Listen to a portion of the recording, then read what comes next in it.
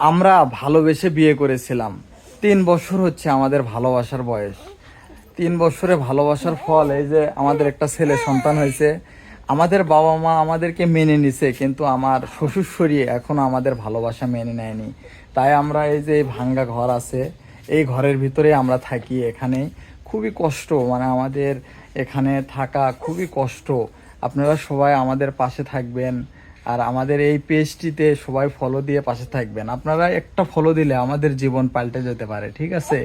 সবাই একটু ফলো দিবেন। দেখেন এই ছেলের খুব ঠান্ডা লাগছে, খুবই ঠান্ডা লাগছে, কিন্তু টাকার অভাবে আমরা ডাক্তারের কাছে নিয়ে যেতে পারতেছি না। সবাই আমাদের একটু ভালোবাসা দিয়ে পাশে থাকবেন, ঠিক আছে? আমরা গরিব মানুষ, তাই এই ফেসবুকে ভিডিও বানাই।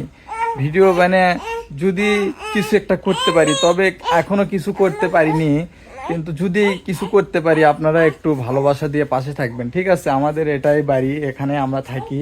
এই যে ঘরের ভিতরে আপনাদের দেখানোর চেষ্টা করব, কিন্তু ঘরের ভিতরে যাওয়া যাবে না, এত জঙ্গল হয়ে আছে, মানে বলাই মুশকিল। আপনারা সবাই একটু পাশে থাকবেন, ঠিক আছে? ধন্যবাদ।